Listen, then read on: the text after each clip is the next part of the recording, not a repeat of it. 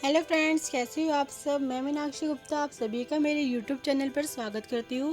Friends, आज की इस वीडियो में मैं आपको प्लेटो के न्याय सिद्धांत के बारे में बताने वाली हूँ। तो हम शुरू करते हैं। सबसे पहले मैं आपको बताऊँगी कि जो प्लेटो का न्याय सिद्धांत था उसके लिए उसके क्या उद्देश्य थे। तो प्लेटो का उद्देश्य एक ऐसे मनोवैज्ञानिक सिद्धांत की खोज करना था जिसमें सभी व्यक्ति अपने विभिन्न कार्य करते हुए बिना किसी दूसरे व्यक्ति को हानि पहुंचाए एकता के सूत्र में बंधे रहे और अपने व्यक्तित्व के विकास की पूर्ण सुविधाएं प्राप्त करें। प्लेटो के अनुसार न्याय वह है जिसमें समाज में प्रत्येक व्यक्ति को वह सभी साधन उपलब्ध हो जाए जो उसको प्रिय है। उसकी महान पुस्तक द रिपब्लिक में भी प्लेटो ने न्याय के स्वरूप को उजागर किया है। फ्रेंड्स, ये तो हुआ कि प्लेटो का उद्देश्य किस प्रकार के सिद्धांत की खोज करना था। अब मैं आपको बताऊंगी कि अपने न्याय सिद्धांत का प्रतिपादन करने के लिए प्लेटो ने उस युग में प्रचलित किन न्याय सिद्धांतों के मतों का खंडन किया था। तो सबसे पहला सिद्धांत है परंपरावादी सिद्धांत। जैसा कि मैंने आपको अपनी पिछली वीडियो में बताया था कि जो प्लेटो था वो सुकरात से काफ़ी प्रभावित हुआ। सुकरात ने प्लेटो के परंपरावादी न्याय सिद्धांतों का खंडन किया और कहा कि न्याय विरोधी कार्यों की संभावना को बढ़ावा देता है क्योंकि न्याय की नज़र में सभी व्यक्ति एक समान होते हैं। वह अनुभव द्वारा अर्जित नहीं किया जाता। इसमें शत्रु और मित्र दोनों की पहचान करना कठिन कार्य है। न्याय परिवर्तनशील भी नहीं होता और इन्हीं विरोधाभासों के आधार पर प्लेटो ने न्याय के परंपरावादी सिद्धांत को अमान्य घोषित किया। उसके अनुसार न्याय कला अथवा क्षमता न होकर मानव की विशिष्ट क्षमताओं पर रोक लगाने के कार्य करता है और उसे ऐसे कार्य करने से भी रोकता है जिन्हें करने की व्यक्ति में इच्छा और योग्यता दोनों होती है। अब हम बात करेंगे दूसरे सिद्धांत की। दूसरा सिद्धांत क्रांतिकारी सिद्धांत है। ट्रेसी मैक्स ने अपनी न्याय परिभाषा में दो बातें सामने रखी थी। पहली बात यह थी कि न्याय शक्तिशाली शासक का लाभ और स्वार्थ होता है और दूसरी बात यह थी कि जो न्याय होता है वो अन्याय से कम अच्छा होता है। और प्लेटो ने थ्रेसी मैक्स इन दोनों मतों का खंडन किया और कहा कि शासन एक कला है। सब कलाओं का लक्ष्य अपने स्वार्थ को सिद्ध करना नहीं होता बल्कि उन दोषों को दूर करना होता है जिससे उनका संबंध होता है। जैसे एक गुरु अपने शिष्य को अज्ञान के अंधकार से दूर करता है, उसी प्रकार आदर्श शासक भी वही है जो अपनी नहीं बल्कि प्रजा के प्रति हितकारी हो, उनके दुखों को दूर करे, उनकी कठिनाइयों का समाधान करे। इसी प्रकार प्लेटो दूसरे मत का भी खंडन करता है और कहता है कि प्रत्येक वस्तु का अपना निश्चित कार्य होता है। जैसे आँख का कार्य देखना, कान का कार्य सुनना होता है, ठीक उसी प्रकार आत्मा का कार्य अपनी कार्य को उस दिशा में करना होता है जिसमें उत्तम जीवन के गुण प्राप्त हो। केवल न्याय आत्मा ही सुखी हो सकती है। यह अवधारणा बिल्कुल गलत है कि सुख से अधिक दुख लाभदायक और शांति प्रिय होता है। यह कहना भी सही नहीं है कि मनुष्य को अन्याय से लाभ होता है।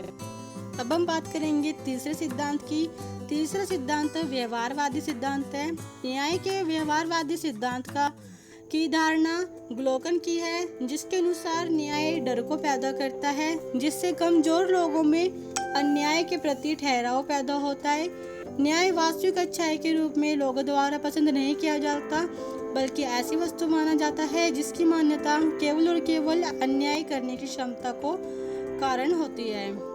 प्लेटो ग्लोकन की धारणा से असहमत होता है और कहता है कि न्याय आत्मा का आंतरिक गुण है, यह किसी समझौते या बाहरी वस्तु पर आधारित नहीं होता। फ्रेंड्स, अभी तक जो मैंने आपको बताया यह वह सिद्धांत है जिनके प्लेटो ने आलोचना करी है, यानी उनका मतों के खंडन किए है। अब मैं आपको बताऊंगी कि प्लेटो का न्याय सिद्धांत क्या था।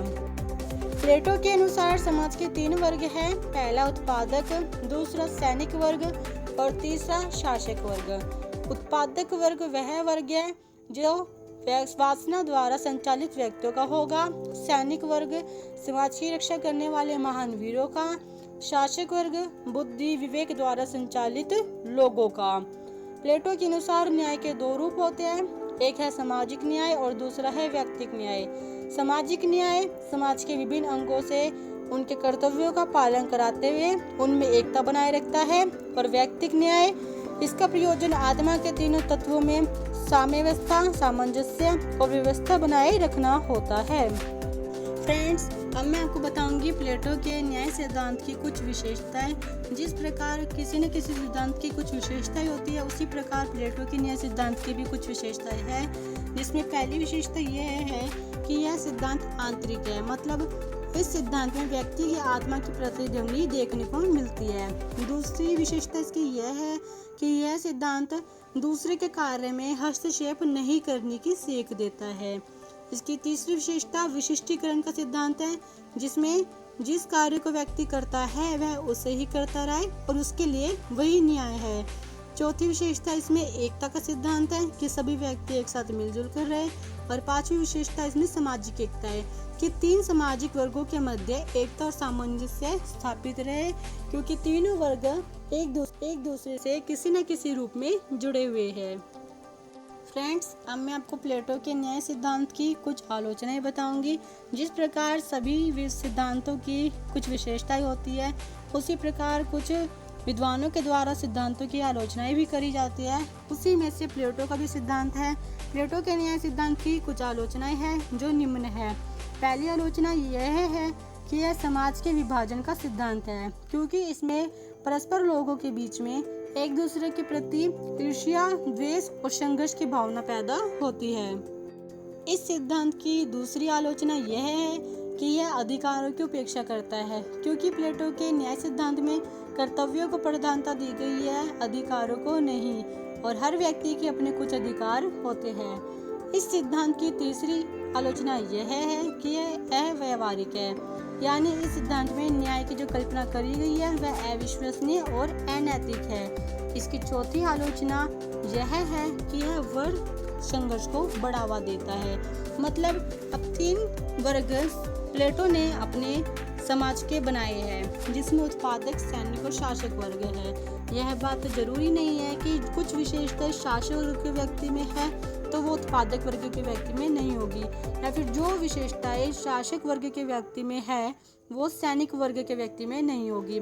इस प्रकार तीनों वर्ग के जो व्यक्ति है उनमें अपनी योग्यताएं, अपनी क्षमताएं, अपनी विशेषताएं होती है, और इससे जो प्लेटो का समाज है वो उस तरीके से बनाया गया है कि जो वर्ग जिस कार्य से संबंधित है वह उसी को करता रहे, और इस कारण तीनों वर्गों में परस्पर संघर्ष की स्थिति उत्पन्न होना आम बात है।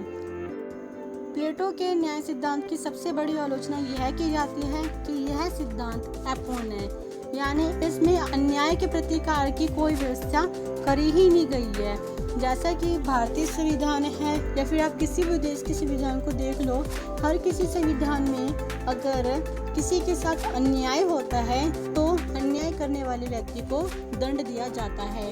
हमारे भारतीय संविधान में भी और विदेशों के संविधान में भी अन्याय करने वाले व्यक्ति को दंड देने का प्रावधान है, परंतु प्लेटो का जो सिद्धांत था, प्लेटो का जो न्याय सिद्धांत था, उसमें अन्याय के प्रति कोई व्यवस्था करी ही नहीं गई थी। तो फ्रेंड्स, आज की इस वीडियो में मैंने आपको प्लेटो के न्याय सिद्धांत के बारे में कुछ जानकारियाँ दी है। आने वाली वीडियो में मैं आपको प्लेटो से रिलेटेड और बातें भी बताऊंगी। अगर आपको मेरी वीडियो पसंद आती है तो आप मेरे चैनल को सब्सक्राइब कीजिए, लाइक कीजिए, बेल आइकन को क्लिक कीजिए, ताकि आपको मेरी आने वाली वीडियोस की अपडेट मिलती रहे। Thank you.